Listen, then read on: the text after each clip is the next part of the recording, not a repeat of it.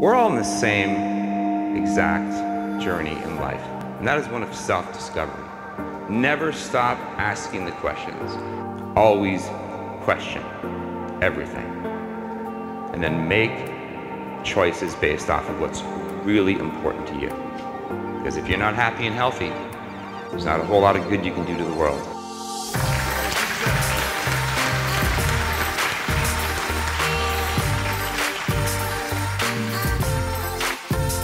And what I want to share with you is the most actionable stuff to make sure that you leave today and really move forward with taking your life to that next level. Imagine what could happen in your life if you ignored your weaknesses and you built on your strengths.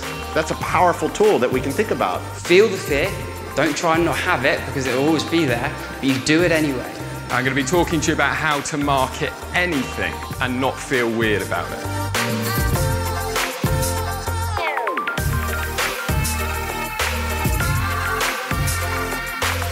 Leadership is your ability to know who you truly are, so you can break down all the barriers and pursue a life that you want, and don't stop until you get the result. What it's really about is living intentionally. And life becomes, I wouldn't say any more predictable, it's certainly more fun and rewarding when you live intentionally though. And ultimately what you end up discovering, it's about becoming somebody you've never been before. It's about becoming who you were truly born to be. Everybody give Dan Holloway a big round of applause. Come on up here, buddy.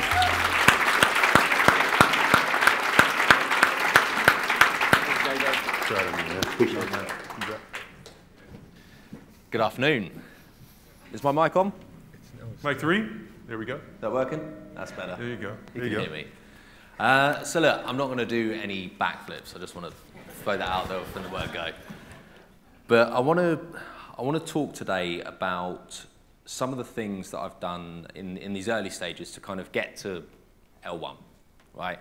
Because a lot of the time with people like the Lifestyle team, obviously massively inspiring, but how many people here have been here in SFM less than 12 months? Right, quite a lot. Quite tricky to relate to 2.1 million worth of revenue, right? It seems like quite a gap from where we are at the moment.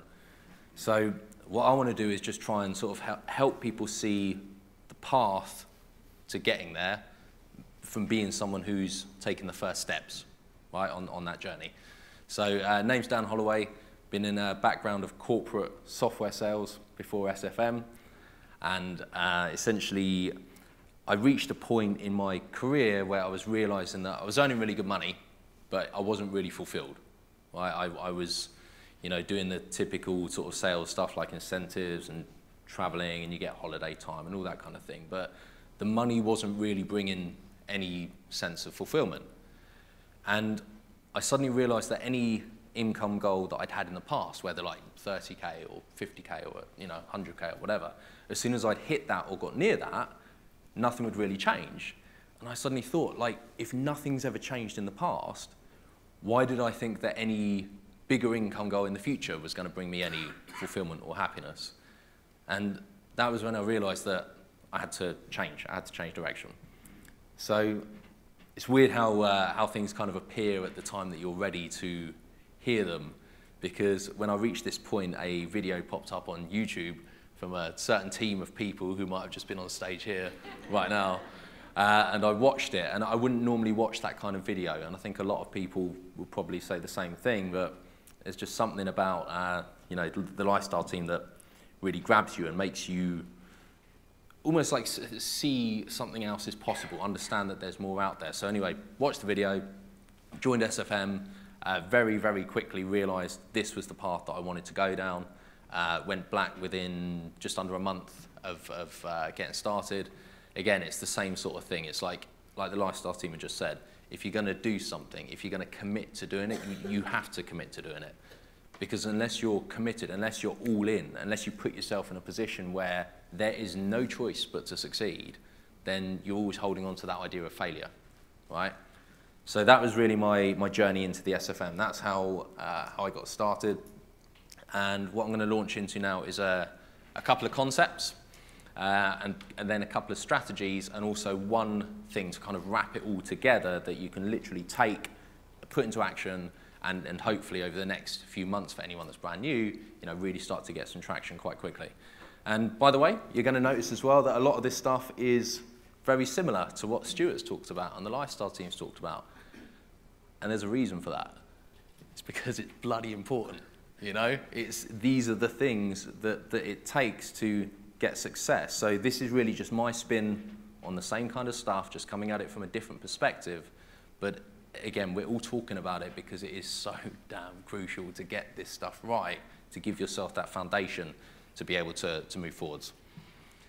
So first thing I want to touch on is the self-image, right? So the self-image it's essentially the mental construct that we create in our minds, right? From an evolutionary perspective, it's designed to keep us alive. So when I say self-image, if you've read any books like Eckhart Tolle, A New Earth, or The Power of Now, which are awesome, by the way, read them if you haven't.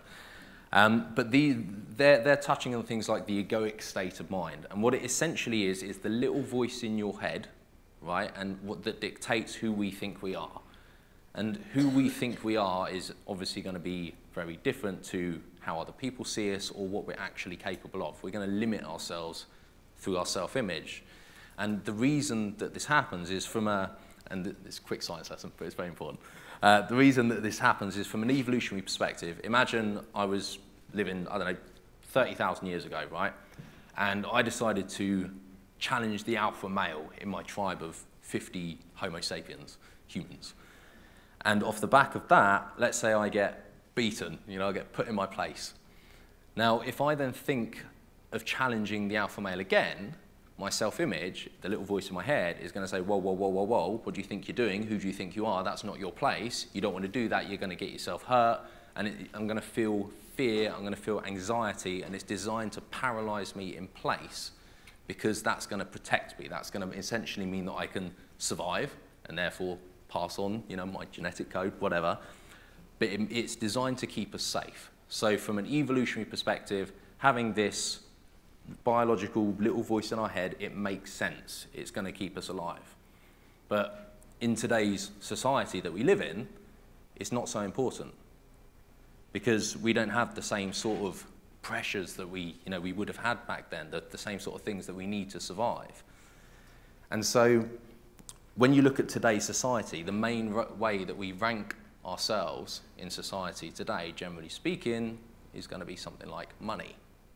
Right? How many of us use our income to compare ourselves to other people? Naturally, And so this little voice in our head, right, that runs off of this, this programming that's designed to keep us alive, when money comes into the equation, this is where the problem comes in. Because if we start trying to think about, let's say, going from 50K a year to 250K a year, that's pushing us way, way, way, way, way outside of our comfort zones. And our self-image, the little voice in our head, is going to start to freak out, right? It's the unknown. And biologically, that's designed to keep us safe, keep us in our box, in our comfort zones. But naturally, when we're starting SFM and we want to start taking those actions to earn, the higher level of income, this is going to hold us in place. So it's important to understand that this is happening in the background, because once you know that, you can then start to either circumvent it or do things to kind of get around it, right?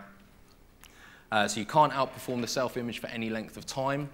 Again, I don't think we've got time to go into sort of the whole willpower versus self-belief thing, but essentially it's kind of like an elastic band where you can stretch it temporarily with willpower, but you're always going to snap back to who you think you are in your head. You're always going to be who you think you are in there, who you are out here is going to be who you are in there all the time. You're always going to bounce back to that. So essentially, the only way to make any real change externally is to first change what you believe you can do internally in your head. Okay?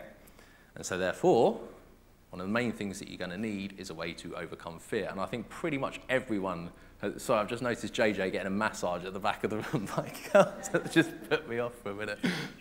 Oh, don't worry, I'm still going. I just thought I'd draw attention to that because it made me laugh. But pretty much everyone up until this point, I think, has talked about overcoming fear. And again, when you start this journey, as everyone in this room is going to know, fear is going to be one of the main things that you're going to come up against.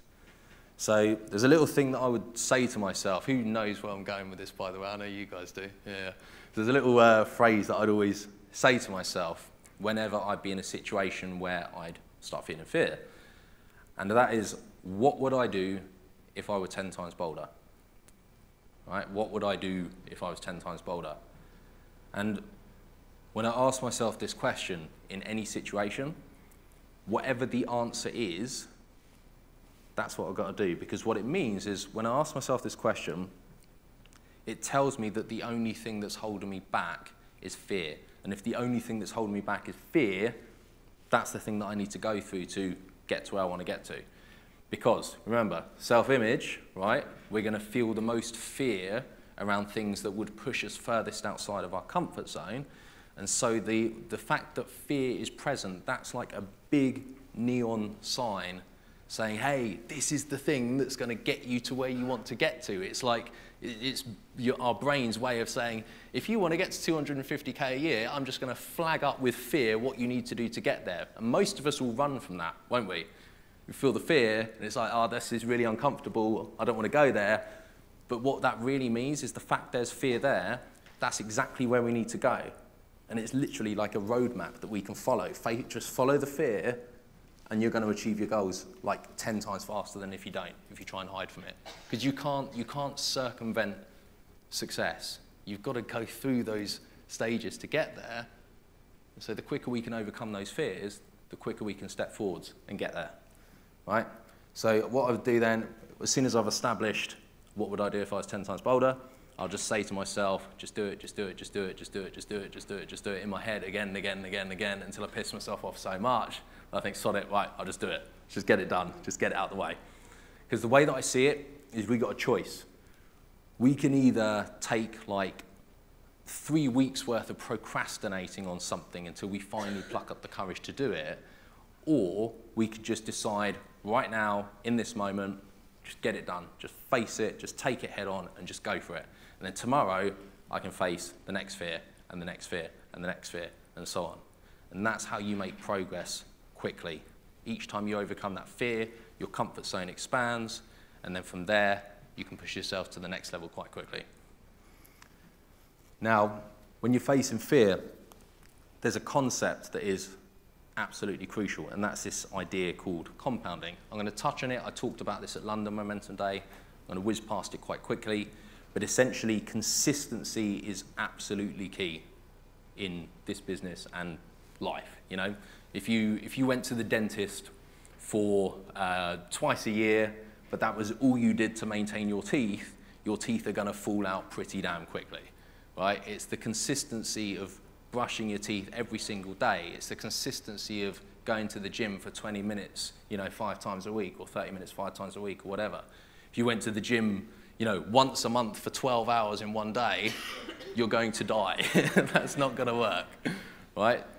And consistency is key. Now, when you consistently take action on something, and don't worry what the numbers on this graph mean, I literally just want to demonstrate an idea here, like a scale. But if you work on your SFM business, for example, for 5 days a week at 2 hours a night, whatever.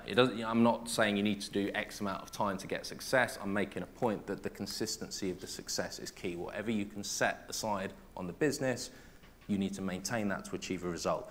If you work on your business in this scale for 5 days per week, that's what it looks like on a graph, right?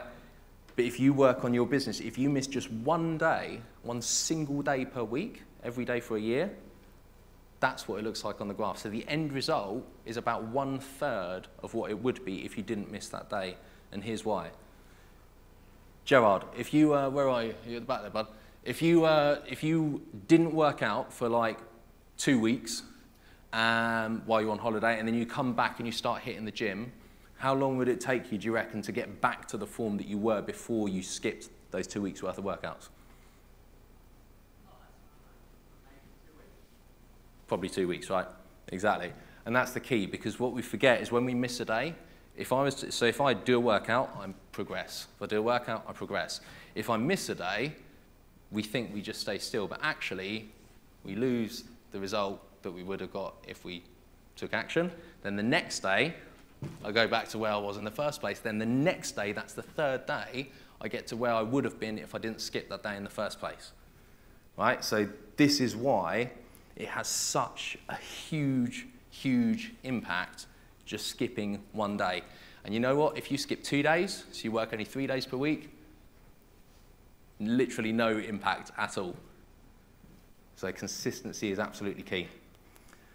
So I'm not going to, so because of time, I'm going to skip past this one here. But what I wanted to point out is that number one skill to learn is the skill of learning skills. It's kind of like, the analogy I use is it's like getting a wish and then using that to wish for more wishes. Because if you can practice learning skills, then it means each new thing you come up against is not going to hold you back or take any time to learn.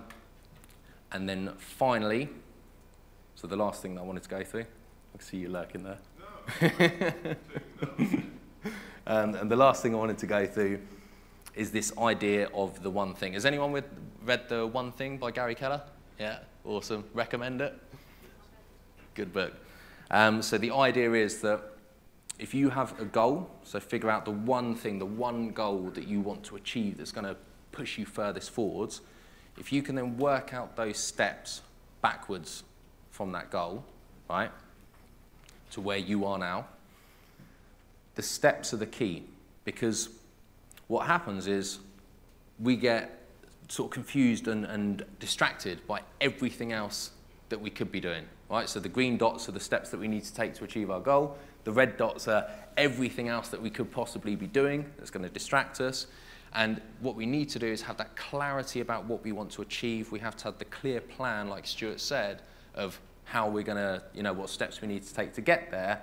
And what that means is every decision that we make, I won't go through that bit, but every decision that we make, we can very, very clearly tell if it's driving us in the direction of the goal that we want to achieve. All right, so just to summarize and wrap that up, the key strategy is if you're writing out your goals, so whatever it is that you want to achieve in business, for example, apply the one thing concept. So what one thing can you do right now in this moment that is going to help you take that step, overcome that fear, and work towards your goal? And then create a detailed plan of what you need to do to get there. So that's all the little steps. And then there's a concept called macro and micro, which essentially means, in really simple terms, it means look at the big picture, that's the macro, so you look at the goal, you look at all the steps that you need to take to get there, and then the micro is what stops overwhelm. The micro is when you zoom in on literally the one thing that you have to do right now in this moment to help you move forwards, right? So nothing else matters. There's no, you don't need to look at all the millions and millions and millions of things you might have to do after that. Just don't worry about that for now. Just focus on the one thing that you can do in this moment that's going to help you take that little next step forward. Once you've done that, you zoom out again, you look at the big picture, right? And then focus again on the next little step that you can take to move forwards. Zoom out again, zoom in again, zoom out, zoom in. And that's going to keep you moving forwards. And what will happen is you reach a point where eventually you look back at everything you've achieved and suddenly it's like, how the hell did I get that far in that amount of time? And an example of this, just as we wrap up, is I was terrified of coming out on webinars, right? When I first started SFM, raise your hand on a webinar. So I don't want to raise hand, people will see my face, So I was terrified of that. And now this is happening.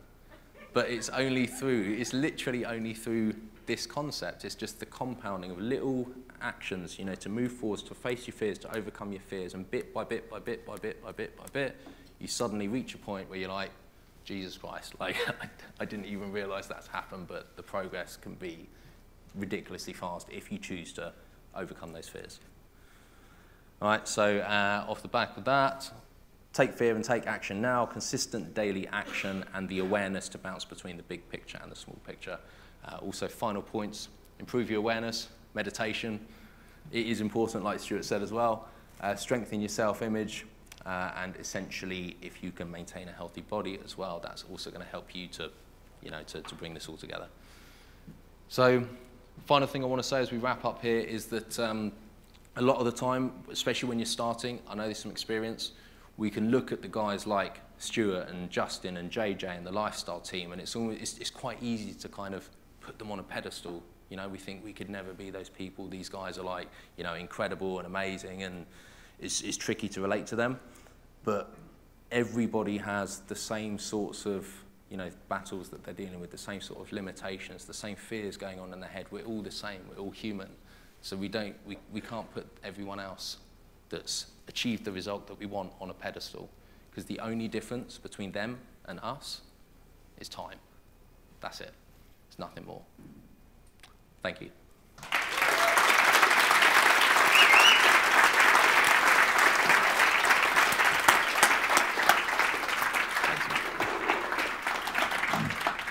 Can you see why we're proud of all of this stuff? You know what he is? He's hungry, isn't he? How many books you mentioned? 4 or 5 books? Did you read that? Did you have that kind of reading before you started? No, I've read, so in the last 6 months, I've read about 24, 25 books, most on Audible. Use Audible. If you don't use Audible, get on Audible, for God's sake.